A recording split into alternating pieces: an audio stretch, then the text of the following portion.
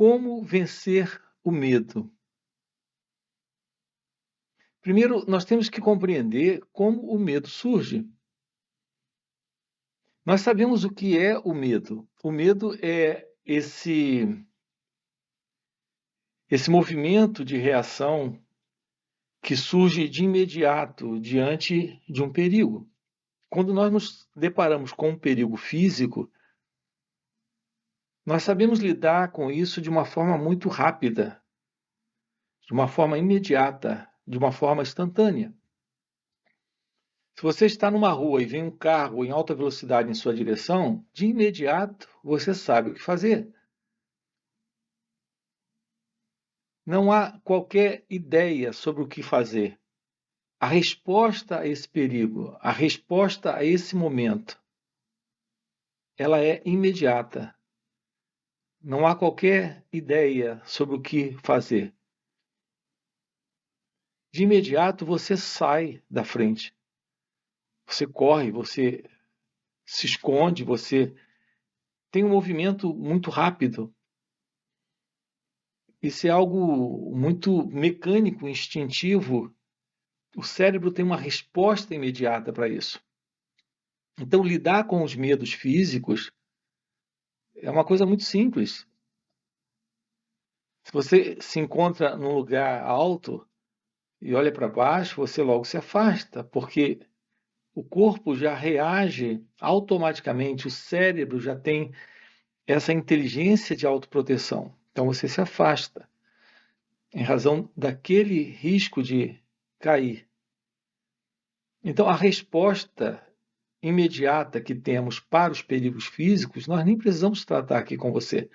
Eu quero tratar com você desse medo comum a todos nós, que com o passar do tempo termina que nós nos acostumamos. Sim, nós nos acostumamos a ele. Observe que em você o ciúme, por exemplo, é a presença do medo. Há uma insegurança psicológica e essa insegurança psicológica de ser enganado, de ser traído ou de não estar sendo correspondido como você deseja, isso cria esse sentimento que nós denominamos ciúme. Isso é medo. Nós temos a presença da inveja, também é uma outra forma de medo. Temos a ansiedade, que também é uma outra forma de medo. A timidez é uma forma de medo. Então nós sabemos o que é o modo de medo em que vivemos. Então nós temos um modo de viver que se assenta no medo. E não sabemos lidar com esse medo, porque nós não compreendemos o que é o medo. E aqui, quando eu uso a palavra compreender ou compreensão do medo, não me refiro a um entendimento intelectual, nem muito menos a uma aproximação do medo através de uma análise. Aqui eu me refiro à compreensão no sentido diferente. Nós não entramos em contato com o medo. Nós não temos uma ação direta a esse medo psicológico, a essa insegurança psicológica, a esse modo psicológico de vida, onde estamos sempre internalizando insegurança, não aceitação, rejeição, traição, basicamente o medo. Temos que ter uma aproximação de compreensão do medo. Não é análise, não é entender o processo, mas ter uma compreensão direta nesse contato. Primeiro, eu queria investigar com você como isso ocorre, como isso surge. Mas nós não vamos analisar, vamos apenas acompanhar essa fala e perceber a origem desse medo. Nós vivemos psicologicamente em um mundo mental. Nesse mundo mental, onde psicologicamente vivemos, nós estamos sempre numa relação com o outro, por exemplo, citando nesse caso aí do ciúme ou da inveja, estamos sempre numa relação de imagem com o outro. Para nós, o outro é uma imagem. Nós temos uma imagem dele ou dela. E essa imagem nos confere preenchimento de alguma forma. Um preenchimento emocional, um preenchimento físico, sexual. Em algum nível há um preenchimento nessa imagem, que é, na verdade, a presença do outro nessa relação com aquele que eu sou, com esse eu com o qual eu me identifico, o que também não é outra coisa a não ser uma imagem. Eu tenho uma imagem de quem sou, que é esse eu sou, que acredito ser, e tenho uma imagem do outro. Nossa relação com o outro, assim, ela está dentro de uma relação de imagem. E isso me é dado pelo outro. Essa imagem está sempre se dando a mim, a esse eu. E enquanto ela se dá a mim, enquanto ela me preenche, enquanto ela me satisfaz em algum nível, ou físico, emocional, intelectual ou sexual, há prazer nessa relação. Perceba uma coisa curiosa com relação à questão do medo. Vejam o quanto o assim chamado prazer está intrinsecamente ligado a essa questão do medo. Aqui eu me refiro a esse medo psicológico. Sempre nessas falas, estamos tratando com você a respeito da liberdade psicológica. Não é da liberdade externa. O ser humano fala de uma liberdade externa. A liberdade, por exemplo, de fazer o que deseja, ir para onde quer, poder se expressar, dizer o que pensa, dizer o que acredita. Então, é a liberdade dessa assim chamada liberdade de expressão. Nós estamos sempre falando de liberdade. A liberdade econômica. Repare, tudo isso ligado a essa questão da liberdade, mas sempre ligado a essa liberdade externa. Essa é a maior preocupação do ser humano. Ter liberdade externa. Viver sua liberdade. E para ele, liberdade aqui é realmente externamente poder se expressar, ir para onde quer, fazer o que quer, ter dinheiro suficiente para conseguir o que deseja, para comprar. Então se fala de liberdade de expressão, liberdade econômica, liberdade. Sempre a liberdade nesse sentido. Aqui eu estou enfatizando com você a questão da liberdade psicológica, da liberdade interna.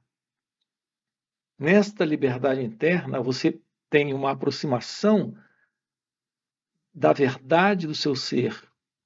E é essa liberdade que tratamos aqui no encontro, é a liberdade nela própria. Não é a liberdade de alguma coisa. Aqui eu quero lhe convidar a uma aproximação da investigação do que é essa liberdade psicológica. E essa liberdade psicológica só pode estar presente quando não há medo. Precisamos de um novo modo de vida, de um novo modo de viver, um viver livre do medo. E não podemos compreender claramente o que é o medo enquanto não compreendermos essa questão entre prazer e medo. Aquele que me oferece, me dá, é cúmplice comigo nessa questão do prazer, é aquele que também se mostra, quando esse prazer é negado, como a razão desse medo aqui, nesse mim, nesse eu, nesse ego. Então, nessa relação que eu tenho com essa imagem, que é o outro, que é a ideia que eu faço sobre quem ele é, e as exigências que internamente esse eu aqui tem desse outro, que é só uma imagem que eu tenho dele ou dela, se isso é negado, se isso falta, se esse prazer que ele me dá nesse contato intelectual, físico, emocional ou sexual, ou em algum outro nível, se isso falta, tenho agora a presença da frustração, da decepção, do ciúme, da raiva, e tudo isso é a presença do medo. Acompanhe isso comigo aqui. Enquanto houver dentro de você alguma forma de dependência psicológica do outro, a dependência do prazer, dentro de uma relação, e é natural que essa relação se assente numa imagem, numa expectativa, numa ideia que eu faço de quem ele é, de quem ela é. Enquanto isso permanecer presente, haverá esta presença do medo. Enquanto esse prazer que se assenta nesse autopreenchimento puramente egóico estiver presente, haverá esta presença do medo.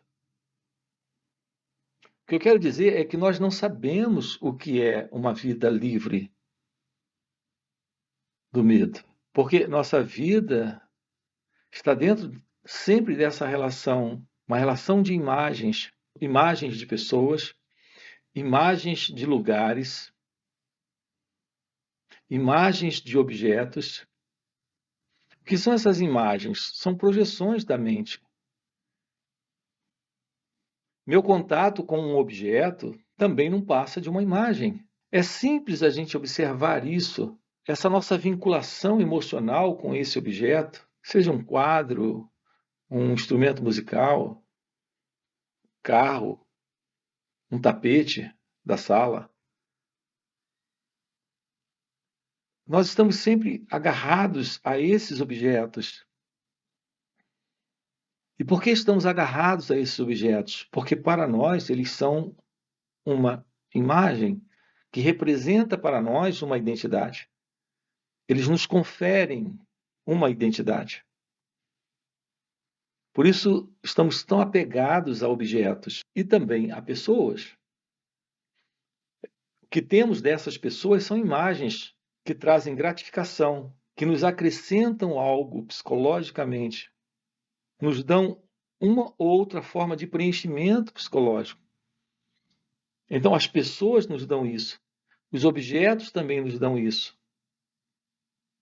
As ideias que temos também dentro de nós, o que é resultado de propaganda, de crenças, aquilo que nos é dado como uma propaganda se torna dentro de nós uma crença, um conceito, algo a que nos apegamos, nos agarramos, e isso é só mais uma imagem. É algo que nos confere também uma identidade. Se sentir alguém significa pertencer a alguma ideia, é se sentir pertencendo a algum ideal, algum conjunto de conceito, a um modelo de crença. Então, nós estamos sempre sendo alguém dentro dessa experiência da imagem. com ideias, com crenças, sejam crenças filosóficas, políticas, religiosas, espiritualistas. Estamos sempre sendo alguém nessa imagem, nessa relação com objetos.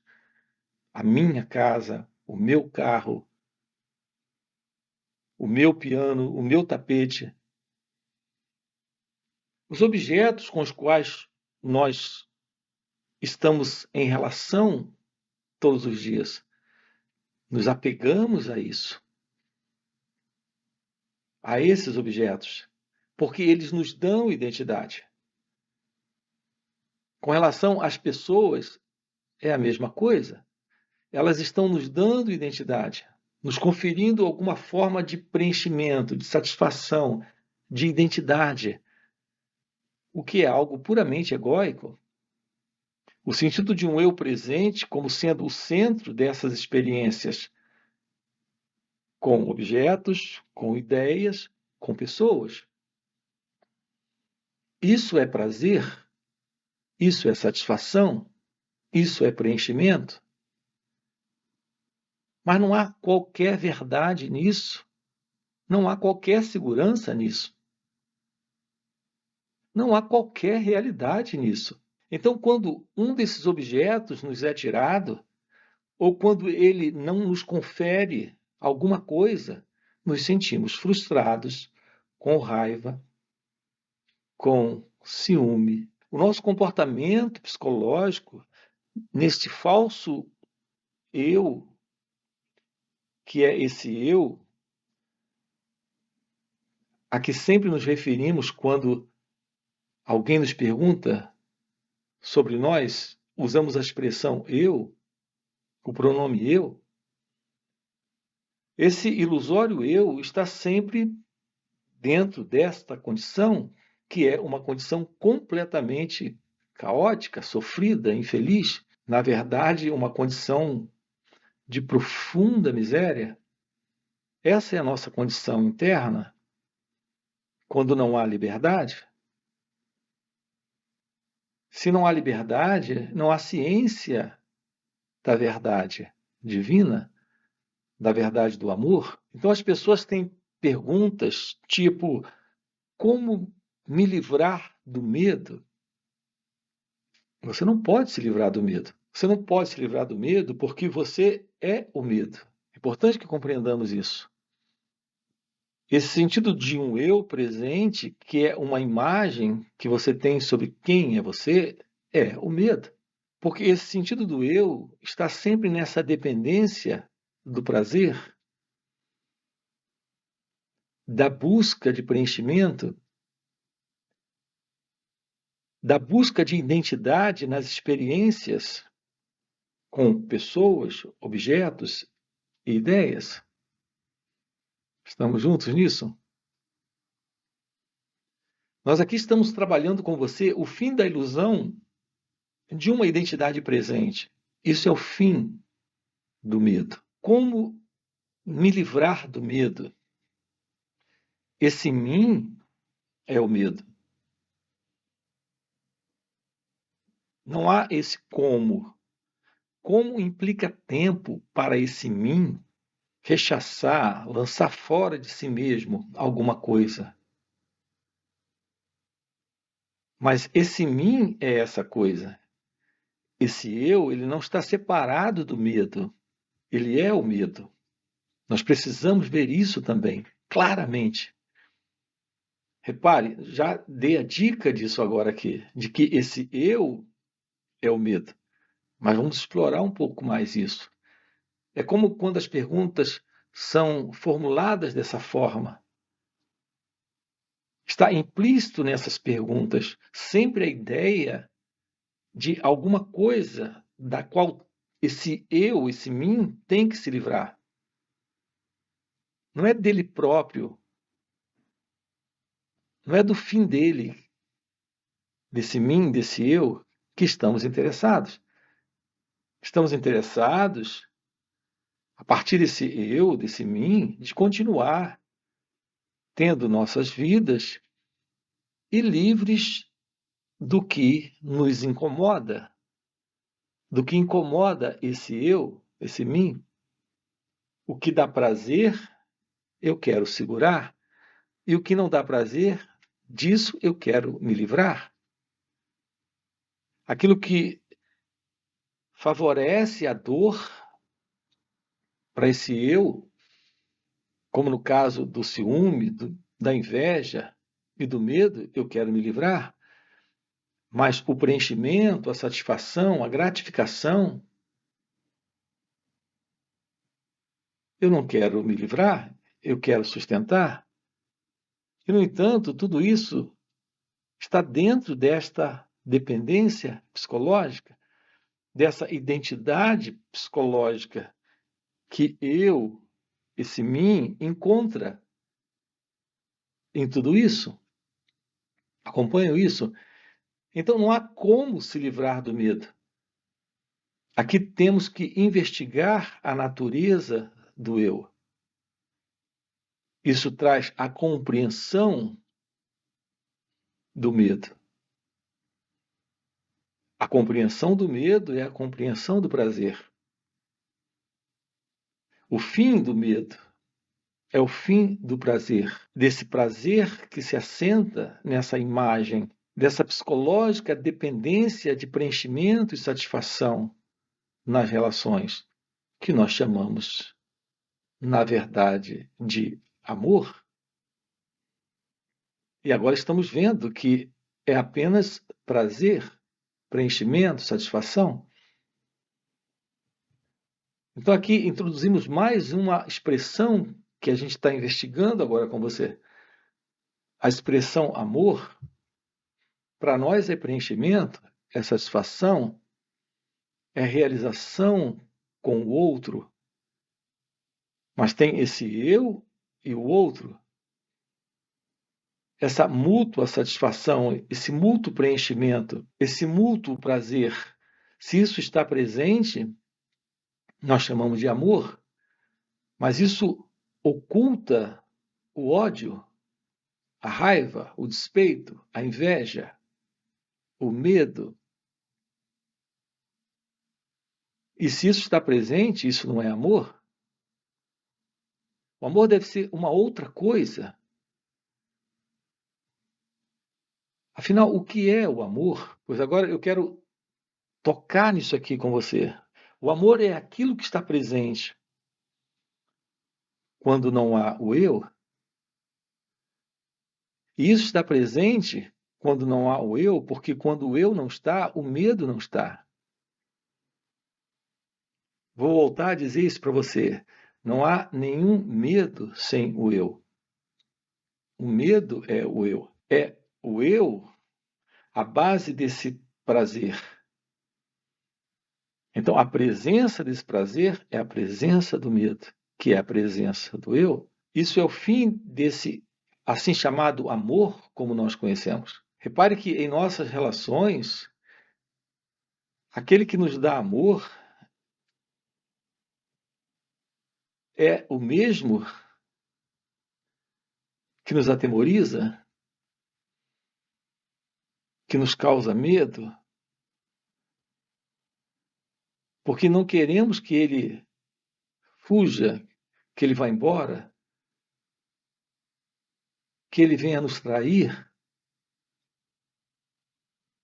Isso nos deixa enraivecidos, coléricos, agressivos, violentos, assustados, enciumados. Como isso pode ser amor? O que esse eu sente não é amor, é dependência, é carência. Eu sei que isso é um pouco complicado a princípio, até de a gente ouvir, mas observe quanto medo há dentro de nossas relações, quanta dependência existe dentro de nossas relações, quanto ciúme, quanta inveja. Porque nossas relações não estão assentadas na liberdade de ser consciência, que é essa liberdade psicológica do eu, do ego, é quando não há mais o ego que temos a verdade do amor, mas isso é inominável, é indescritível, uma relação real onde a verdade desse um está presente. Ele assume uma outra forma, um outro nome, aparentemente, mas é a mesma presença que é a presença de Deus, é a presença da graça, é a presença da verdade, é a presença do ser. Qualquer nome que queiramos dar para isso é a presença da beleza, é a presença do amor. Então nós temos o fim do medo, nós temos o fim do assim chamado prazer. Temos o fim dessa imagem. Já ficou claro que essa imagem é uma construção da memória, do pensamento, de uma idealização, de um projeto engendrado, criado pelo pensamento na sua busca de preenchimento. Isso é essa imagem, isso termina. Assim, a realização de Deus, a realização do seu ser, a realização da verdade, é a presença do amor. Isso está presente quando não há mais o eu. Tudo isso termina quando o tempo que o pensamento cria para sustentar tudo isso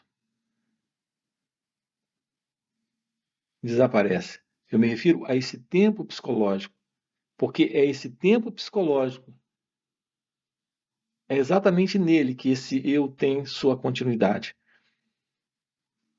Eu fui ontem isso, eu sou isso hoje e serei outra coisa amanhã. Isso tudo é parte desse tempo psicológico do eu. Eu te amei ontem, não te amo mais. Então, esse eu diz isso. Eu te amo, eu te amei, não te amo mais. Aí está a presença do tempo. Eu gostei de você, não gosto mais. Esse querer, esse gostar, esse assim chamado amar, é algo presente nesse tempo psicológico, nesse jogo de imagens que temos em nossas relações. Então, estamos sempre passando de uma imagem para uma outra imagem, de uma que não te satisfaz mais para uma outra que irá te preencher por algum tempo. É sempre o tempo do eu, o tempo do ego, esse tempo psicológico. Quando a verdade de Deus, que é a verdade da presença, da graça, do amor, está, não há mais esse tempo psicológico. Então não há mais essa relação do ego, desse eu, nessa dependência de preenchimento e satisfação com objetos, pessoas, ideias. Tudo isso termina porque não há mais o sentido de uma identidade presente, que é o eu. Isto é a presença da real liberdade psicológica, que é o fim do ego, nesta revelação da presença do amor. Aqui eu quero lhe convidar a descobrir a verdade sobre o seu ser e perceber que é dentro desta dualidade, eu e o medo, eu e o prazer, eu e o outro, eu e o mundo, eu e a vida, eu e o amor.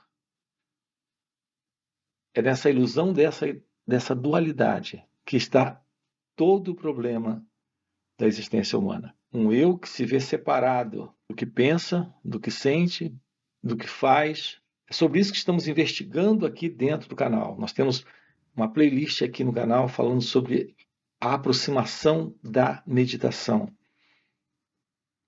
Esta aproximação da real meditação é possível quando ocorre o que acabou de acontecer aqui dentro dessa fala. Um trabalho de autoobservação e percepção clara da ilusão que se constitui esse eu nessa aproximação com a vida. Então, a base para esta revelação do seu ser está nesse autoconhecimento. Aqui acabamos de fazer um trabalho com você de investigação da ilusão de uma identidade na relação com pessoas, objetos. Aqui eu quero deixar esse convite para você. Nós estamos trabalhando isso aqui no canal, em encontros online, em encontros presenciais e também em retiros. Se isso é algo que faz sentido para você, deixa aí o seu like, já se inscreve no canal, ok? Fica aí o convite e a gente se vê no próximo. Valeu pelo encontro. Até a próxima. Esta autoobservação pode fazer com que essa mente egóica seja deslocada e observada.